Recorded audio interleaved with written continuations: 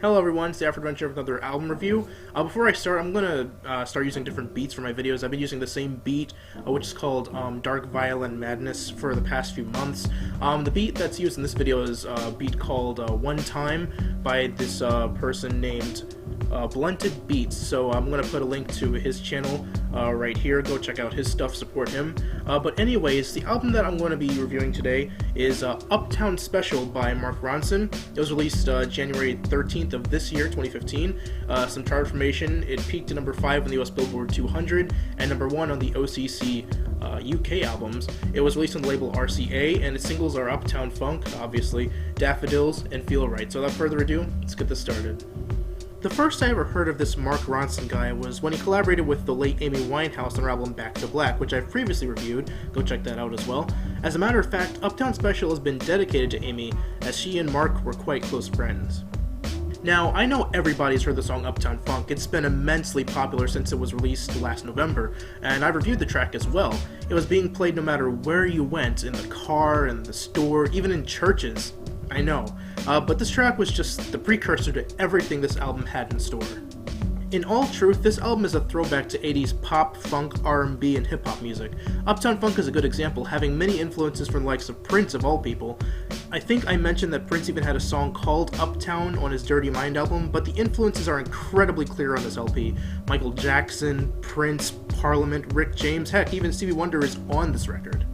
The intro track, Uptown's First Finale, is probably a reference to Stevie Wonder's album Fulfillingness's First Finale, and features Stevie Wonder playing an incredible harmonica solo. This track is basically a semi-instrumental version of the track Crackin' the Pearl, as it restates the same general chord progression and refrain later on. It's short, dark, mysterious, and gorgeous all at the same time. It's interesting to hear such a dark production while Stevie Wonder is floating right over it with such precise and uplifting harmonica playing.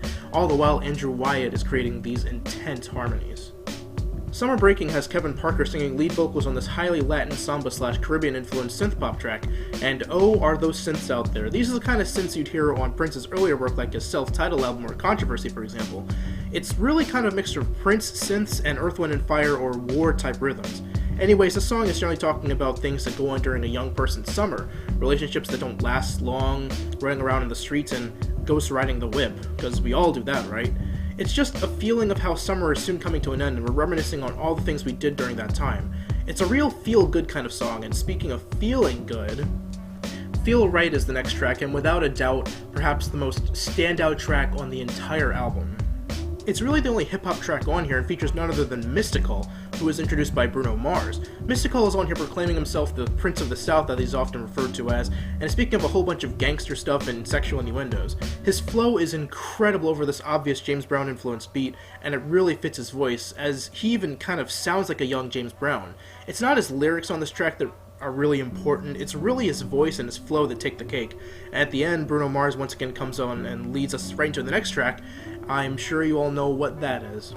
So I'm not going to say a whole lot about Uptown Funk, considering I've already reviewed it, and there really isn't much to say about it that hasn't already been said a million times. I know it might be annoying to a lot of people since it's been saturating the radio ever since it came out, but in all truth, this is a great song. It has that heavy funk style, party rhythm, and really interesting, clever lyricism. I mean, make a dragon want to retire, man. You've got to admit, that's pretty creative. It's a huge hit, no doubt, but I don't even think it's the best track on this album, and despite me saying that, really, every track on here is really, really good.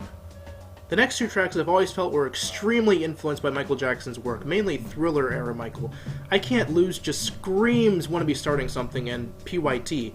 Apparently Mark Ronson and fellow producer as well as co-producer for this album, Jeff Basker, drove all through the Deep South looking for a talented singer. They went through hundreds of singers in churches, clubs, community centers, and they discovered one they really liked, and that was Keone Starr, and she sounds perfect on this synth-driven track.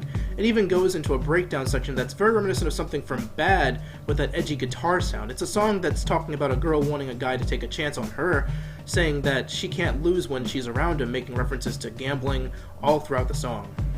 It's worth mentioning that Mark and Jeff were a great team for this project. They worked very closely throughout this entire thing, writing lyrics, producing, performing, the whole package. Now we come to what is perhaps my favorite track on this album, Crackin' the Pearl, part 1 really. Like I said earlier, this is basically Uptown's first finale, but with lyrics added. Apparently, when Mark and Jeff received the lyrics from author and lyrical collaborator Michael Chabon, as soon as Mark read the beginning of the chorus, the melody for it instantly popped into his head, but heard it as if Stevie Wonder was playing his harmonica on it, hence why Stevie plays on the first track. This version, however, is absolutely stunning. Of course, it still has that dark, brooding tone, but now has singer Andrew Wyatt, who has worked with the likes of Bruno Mars before on the track with a pleasantly nasal form of singing, not to mention the haunting harmonies that flow throughout this track. All that I can really make from the lyrics is that there's a rather taxing relationship going on here. It makes mention of splitting up that night and I told you the girl would be trouble. Feel free to interpret it how you will, but all I know is that this song is my favorite on this entire album, and I never get tired of hearing it over and over. In Case of Fire is the next track that takes on much more of a glam rock or power pop style. The melody is fantastic on here, performed by Jeff Baxter himself. Its heavy guitar work and groovy bass could be compared to the hair bands of the mid-80s like Poison or Whitesnake, but the melody lets you know that this is more of a pop song than anything else. It has just enough edginess to not make it any old pop song. This wasn't exactly a standout track for me, nothing intensely unique about it compared to the rest of the album. I mean, we already have, some heavy, edgy music in Daffodils, but to its credit, Daffodils is much more of a funk-influenced track, while this is definitely more of a hair band from the 80s kind of track. Now, Leaving Los Fieles was a really cool track. I think this track, above all the other ones, gave me a better sense of word painting and using my imagination. It's a synth pop track as you would expect, but it sounds a lot like Mark used a guitar setting that makes the guitar sound like a synthesizer, because the stuff he does sounds like something that can only be done on a guitar. Anyways, the story of this track is that an aging hipster is coming to terms with the fact that he's too old to be doing any hip young activities anymore. Los Fieles is apparently a hipster epicenter in Los Angeles, and what I meant by the whole word painting thing is that this track actually makes me imagine driving out of a big city at night, the highway either completely empty or filled with cars going one way or the other. It's really imaginative stuff, and that's why I love this track. The music fits with what's going on in the song. Before we come to the last two tracks, it's already quite clear that I really do like this album. I keep saying how amazing each track is, but I promise you there are some criticisms I have about it, which we'll come to in a bit. Heavy and Rolling is probably one of the coolest tracks on this album. I know this explanation might be a little complex, but for my ears, it sounds like something a Motown group would be doing around the mid-70s or something like that. After all their classic soul hits and chugging them out like a machine, they finally get to experiment with some funkier, more psychedelic material, and it sounds incredible. That's how this track feels. Think of the Temptations and how they got to experiment on Papa Was a Rolling Stone, or Marvin Gaye with What's Going On. This track, out of all the other ones on this album, is probably the best example of straight funk, bass slapping, electric keyboard solos, and a smooth as Marcus Miller, a line used in the song, melody, almost reminiscent of the disco era. This track has Andrew Wyatt on it again, and I can't give enough praises to him for his vocal work on this album. The song is mostly talking about a guy who's into this girl who appears rather troubled. It's possible she's a prostitute or someone who just has a lot of problems, but either way, the singer is really into her and wants to take her on a magical ride through a big city. The final track on this album is a reprise of Crack on the Pearl, but instead of it being dark, brooding, and eerie, it's now funky, heavy, and synth-driven, with Stevie Wonder coming back to play harmonica. And instead of Andrew Wyatt singing, it's Stevie and Jeff on this one. I love how groovy it is, but I still prefer the slower, darker version. It just has much more emotion and soul in it than this version, and with that, the album has now come to an end. Overall, as you all should know very well by now, I thoroughly enjoyed this album. I loved its funky grooves and its melodies and chord progressions, but, like I said, there are some criticisms I have with this album. As opposed to it being one full project, it felt just like a collection of different songs put onto a disc. There really was no cohesion in the tracks, not that I could find anyway. The only thing linking them together was their style. It all reflected back on the music of the mid to late 70s and early to mid 80s. Michael Jackson, Prince, Madonna, Cyndi Lauper, Poison, Earth, Wind & Fire, maybe even Parliament. It combined the likes of pop, funk, hip-hop, new wave, R&B, and soul music all into one, but that's all it really has going for it in terms of cohesion. Each track was about something completely different from the last. Feel Right was just about mystical bragging, while Uptown Funk was about Bruno living the high life, and then I Can't Lose is a love song. It kind of goes back on how a lot of funk records were made back then.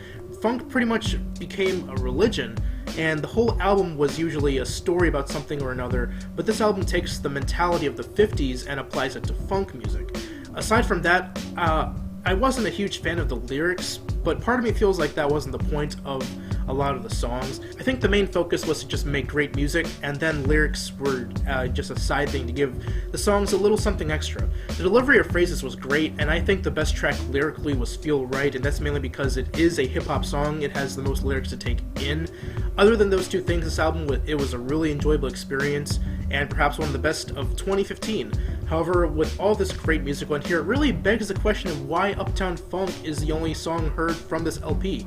I know it was released as a single, but I don't even think it's the best song on this album, as I stated before. Really, each track from here deserves radio play, and also, hopefully I'm not the only one that gets annoyed when somebody says Uptown Funk was by Bruno Mars. A small gripe, but still. Anyways, thank you all for watching this another album review. If you haven't seen my 1-year anniversary top 10 video, go check that out. But anyways, if you like this video, please hit the like button and show your support, and also subscribe if you want to see more, if you want to get updated as to when I'm dropping a new video. And also, if you want a song or an album to be reviewed that you recommend or just want to see reviewed, leave a comment down below or hit me up on my Facebook and my Twitter. The links are in the description. But anyways, thank you once again for watching, and I will see you all in the next video. So long.